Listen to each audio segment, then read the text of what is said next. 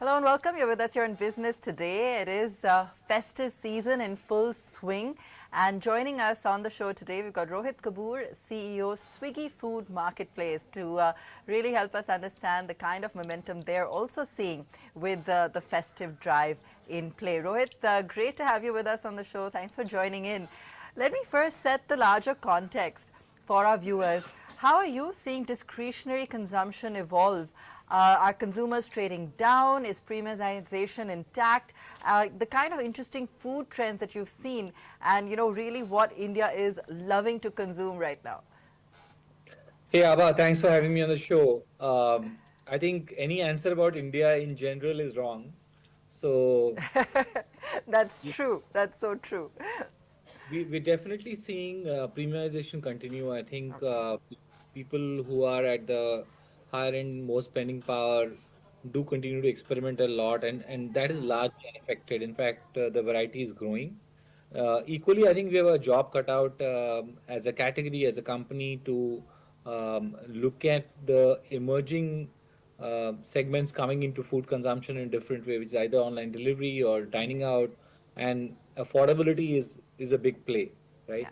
So I think both continue. India, we also a company which like caters to like from the 14-year-old to the 80-year-old, and also across income segments. So we do play across, and we're just privileged to be able to do so.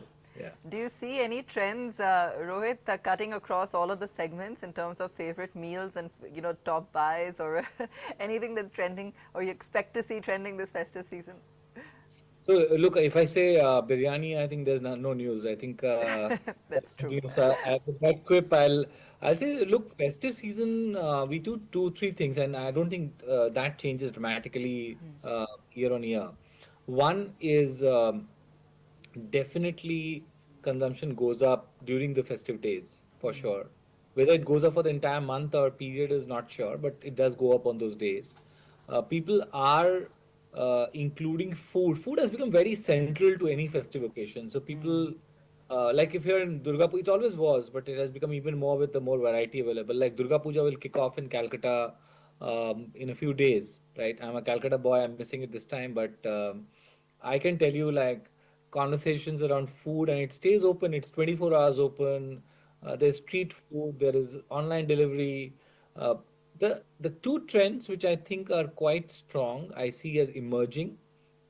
One is regional cuisine is becoming much more national in nature. By that I mean that people are consuming more and more varieties from outside their own states and are curious to do so. Second is, especially in segments which have evolved in their palate or cuisine taste, we are seeing very new names come up. Like for example, Peruvian cuisine, right? I had never heard about it like a few years back, but Japanese is sort of becoming a lot more mainstream, and there's Korean, there's Peruvian, there's Ethiopian. Uh, India is experimenting with its food, and that's great news. All right, exciting. Now, with consumer acquisition costs also, Rohit, and everyone's always curious about this, but acquisition costs in quick commerce have peaked in FY25 and the discount intensity has somewhat eased off. How are you recalibrating marketing, loyalty programs in order to retain users without heavy cash burn? So about quick commerce, we genuinely see as a long-term opportunity, which is very secular and large. I think that's the first point to be made. We are not seeing quick commerce as this quarter, this month. It's genuinely a category which can be 10x of where it is right today, and I don't think we'll ever lose sight of that, right? Because we can be efficient in the in the near term, but frankly, we'll miss out on the long term trend if we don't focus there. So uh, I think what is really helping in quick commerce is that the consumer love and repeat is phenomenal. I think I met someone just this morning who said that quick commerce is a gift to my family, right? Which is very heartening to hear, because this is what you live for. When your consumer comes and tells me that your service is a gift to the family, or they said Instamart is really helping me and my family just become far more efficient use of our time. So also to remind that while of course the value, and we have the Quick India moment sale going on Instamart right now, which is a huge sale, doing it first time. Very excited. Um, but equally, I think quick commerce for us remains always with convenience as a primary axis that we want to play it. Okay, what behavioral differences are you noticing between metro versus non-metro consumers? You know, as you mentioned, it's all about convenience, of course, but are there certain behavioral trends that you observe, you know, in some of the different tiers in terms of order frequency, basket size?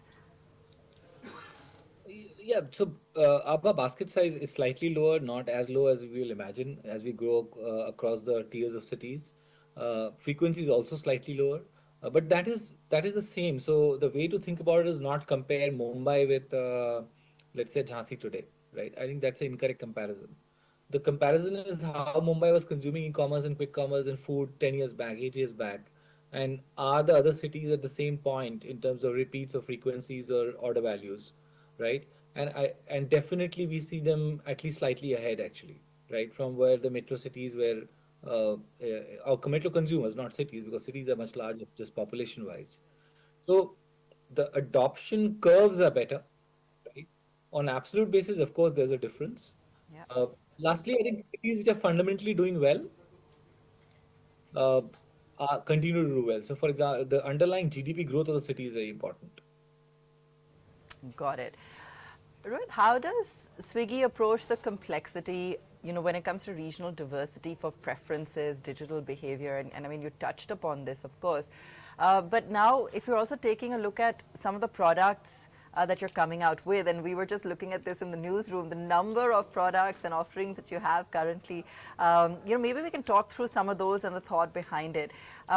Firstly, you know, why don't you go ahead and firstly tell us which ones you feel are going to be, you know, most exciting in the immediate term. I know in Bengaluru, for instance, you've got some, you know, competition coming up with new players like a Rapido, but you've got a toying that's happening in Pune, which is targeting the value-conscious customer, for instance, you know, with flat fee models, aggressive discounts. So, do you see a lot of, you know, new innovative kind of ideas or strategies coming up in some of these pockets? So, Ava, I think this very much defines who we are, right? I think we theorize very little, execute a lot more, right? So if there's a idea which we feel excited about, I think we've been a company which always wants to go out and iterate and experiment, right? And honestly, you know, we are not afraid of being in low TAM markets initially because some of those things just became huge over time if they succeed. Just to give an example, like if somebody came 5 years or 6 years or 7 years back and said that, you know, people in India will want so many things in 10 minutes, right? You would have, you know, walked out of the door and said, I don't know what this guy is talking about, right? And that today is a multi-billion dollar industry and projected to be much bigger. So the DNA is very much to bet on trends. The DNA is very much to be focused on what the consumer is saying and what sometimes what she's not saying, right? But exhibiting through some discomfort or bias. So I'll tell you, like I am personally remain very committed and excited about trying to understand what will it take the next year of India, the next you know, as people come up the income curve, for the student, for the first time jobber, how can we be more relevant? I think that every offering is a pursuit of some interesting consumer question or consumer behavior that we see and we want to respond to. Okay. What about the relationship with Gen Z? How does that compare to earlier generations? Has the demand curve shifted more towards, you know, you touched upon convenience earlier, but is that really the trend driven by Gen Z, or are they looking at more healthy options? You know, how are they different? So, Abba, I dad to two Gen Zs, right? So I take this question very personally. Like I'm still trying to navigate that part, but on a general CEO marketer basis, my observations are three. There are many actually, but the top three are one, uh, very aware and demanding of what they expect from companies which are serving them, right? And that's a good thing. I think some of the best companies in India have been born because the consumer has been so demanding and challenging to serve, and this generation is really right up there. The second is really, I think they're treating health and how they think about health, how they think about their self very differently. The concept of self care, investing in health, has come like way early, right? And third is the language they speak is distinct, right? And one has to communicate in that language. And one of the things, for example, you cannot do is patronize or preach, right? So the language that you engage with Gen Z is very different. And I am also, I can't speak that language, but at least I'm trying to understand it much better. Yeah. All right. Well, we'll talk more about the language later. But how is Swiggy integrating new offerings into its ecosystem to also drive, let's say, cross-selling, higher customer lifetime value? What are some of the best practices you've already picked up that are perhaps shaping the next set of innovations that you're rolling out? So I think the one thing is, if you look at the platform, and the quick commerce business, initially at least, was leveraged on top of the food consumer base which existed, right? By a lot of exposure that segment got to a new offering, and we continue to do that because um, we are blessed to have a very large consumer and repeat base with us. But second is, we also have a lot of tools. So, for example, on the Quick India movement, if you go to the app and order something on Instamart, right? Pretty much on the track screen, you'll see saying that why don't you order some food in 10 minutes, because the consumer there is more alive to thinking about fast things, or quicker deliveries, right? And there's a bunch of stuff which goes on there. Like, of course, you would have received our reminders about, like, Abha thak gaye hoge, lunch kar lo, right? That stuff keeps on going on. I think the teams are very aware of the data, the needs. And last is, I think the consumer base also allows us to experiment a lot more. So, for example, whether it's toying or snack or any other offering, I think the ability for us to roll on new things onto the platform and check for acceptance is very high. Okay. Are you also tapping into AI in any ways that you'd like to describe to us in order to, emphasize or really strengthen some of the new things that you try out? Oh, absolutely, Abba. I think we led a clarion call inside the company almost like now a year back, maybe, where we said that we must think AI first, we must be AI first, right? And this is not just a buzzword. I think it's fundamentally reshaping how we think. So, just to give you a few examples on, um, definitely on the customer service side, right? Uh, Today, AI makes it possible for me to know real time whether a customer service call has gone well or not, right? Versus, doing a root cause analysis later, 2 days later, or 1 week later. It's real time feedback, real time ability to segment consumers like we have never been able to do before, right? Just using data sciences in the past. So I can literally deal with consumers in segments of one. Also, with the behavior on how you search things and get information on the apps, moving to platforms like ChatGPT or Perplexity or any such. I think we're experimenting a lot with saying which parts of our service lines are best suited to letting the consumer interface with the AI proposition to get more information, or to go or get discovery going or transaction going. I will not be wrong to say at least there are probably, I don't know, 80, 100 small to medium projects, experiments going on. Will everything scale there? No. But are we curious? Absolutely. And it's not a mandate of a few people. Just to give you a sense, it's not like 5 people being tasked to lead AI. The top 500 in the company have no option but to explore AI and see how they use it in their absolute day-to-day lives. Salespeople, for example, like they have a co-pilot on AI which they can give instant information on, a partner's needs, or last day's data, or last hour's request. I think those are things which were just not possible before at the scale they are now. Okay. Rohit, is premium dining at home becoming mainstream? And is this something that Swiggy is making possible? You mean supper clubs? Yeah. Yeah, I wouldn't say mainstream, but definitely catching on, right? Okay. It is very intriguing, and I was actually at a supper club last night, so to experience the castle personally. I Nice. do feel three things happening. One is, and this was a Himachali cuisine supper club, right?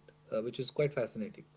So really, food which is would have been lost somewhere. Chefs and really artisans are bringing it onto the table, and I think in that conversation, what the chef told me that she liked the fact that this is the best artistic expression she could do without being bound to menus, right? And that was quite intriguing. Definitely, consumers are repeating, going there. Is it a big trend yet? I think in volumes, no, but in terms of intrigue, social media, the chatter and the conversation, definitely yes. Okay. So, of course, and I'm not asking you to answer it, but of course, the consumer is always trying to figure out what Swiggy is doing and what Zomato is doing. Now, you've had a spate of innovations in the last 9 months specifically. I think you touched upon towing. You've also got 7 offerings now across 6 apps: food delivery, Instamart, Dine Out, Snack, Crew, Ping. So, which of these, Rohit, do you see as emerging as the most promising growth engine?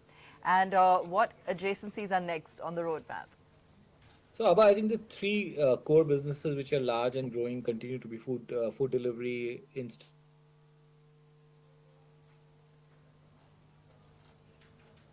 fit. I think, So that I think the rest of the four or five or six, whatever you count, actually the media counted it. We didn't even count it. Like there's no internal slide which says we have 7 offerings or 7 apps or 6 apps, right? That will continue, and some of them will just not make it and they'll die, right? And we'll sunset those initiatives, and some of them will show traction for us. That's very important. The consumer love is very important. So the moment I strongly believe that any any new venture which gets intense consumer love, then it's our job as business leaders to figure out the profitability and how to scale it profitably, right? Which we can figure out later. But the first job of the balance, anything outside of the top three, is to get insane consumer love. So if you will all of them scale? No. Which one will succeed? I don't know at this point in time. Will you see more new things from Swiggy over the years? I will take a educated guess and wager and say yes. okay. I do want to ask you about Bolt because that's your quick delivery service, and just want to understand how that's shaping up. Oh, it's actually shaping up quite nicely. I think the consumer experience is become better and better there, which was a definite focus over the last quarter to just improve the compliance and consumer experience on Bolt, right? And now it's very intuitive. There are certain use cases and certain occasions where it just makes sense. So, for example, in the morning, if you're leaving for office and you want your coffee or tea or something, you have only that much time, right?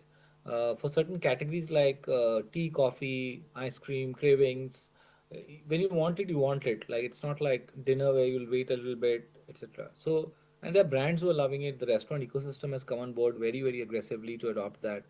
Um, I think it's here to stay for us and here to, uh, I think, over time, be built into multiple use cases. All right. And just, an update from you, Rohit, with the GST Council bringing delivery charges under Section 9, platforms will now be directly liable. So will Swiggy absorb the cost or pass it on? Any impact you foresee on margins, order volumes? Just your reaction to the changes in GST. No, I think overall, look, I think because I always look at these measures not in specific to the company that I'm running right now, but also what's doing to the economy. Because extra money in the hands of the consumers is net good, right, for us. So that way, I think the GST regulations and the changes which have come are going to be very, very welcome because it just puts money in the back of in the hands of the consumer in a big way across categories, right? Um, for us, I think the impact is not that large, so I don't think it's a material on the food delivery side. It's a material impact. I think we are still we are following whatever has come, and I think on the Instamart side, especially, I think there's a lot of goods which are now cheaper, right? Simply because it is, and that's the bulk. Actually, if you see the what impacts consumers coming out of our platform, it's far more I know Delphi is more talked about, but definitely it is the reduction in in the price of goods, which we, where Instamart is a marketplace, that's being impacted a lot more in a positive way. So I think net from the platform, what you're seeing is coming out is probably a cheaper proposition to the consumers because of the GST changes. Very, very welcome at this point in time. Yeah. Rohit, I know you said you don't necessarily give outlook, but it is festive season, and we're watching the impact across the board as consumption picks up on auto, gold financiers, several segments of the economy, as you mentioned. Just a closing comment from you on really what Swiggy is looking forward to seeing this festive season. It is a big one for all players, and I'm sure you're also looking for this quarter to, of course, be lifted on the back of that. So OND is a quarter where I think the weather's better and everything is better, right? Typically, we actually kicked it off quite in earnest with the Quick India Movement sale, which is going on till 28th, and huge deals offers on Instamart there. But I do expect that we are riding into the quarter reasonably on strong footing. So it's just more strong footing on ops, on supply, on categories, everything. So, look, I always believe about the macro we never control, right? It's very hard for us to control the macro or even think about it beyond a point because it doesn't. It matters a lot, but it's only that much you can influence. But overall, I see the sentiment picking up. I also see hopefully the GST changes will come into place on 22nd of this month will also help. Very positive. Also, it's a great quarter usually for a lot of action and activity and excitement. So I look forward to it always. But I don't see this honestly as any big difference from last OND in terms of just opportunity size. Yeah. All right, Rohit, thanks so much for joining us. Great chatting with you this morning and listening to how life continues to be super exciting at Swiggy with all of those product launches. Thanks so much, and Thank you. all the best and a happy festive season. Thank you. Yes. Thank you so much. Okay. That's all from us for now. Thanks for watching.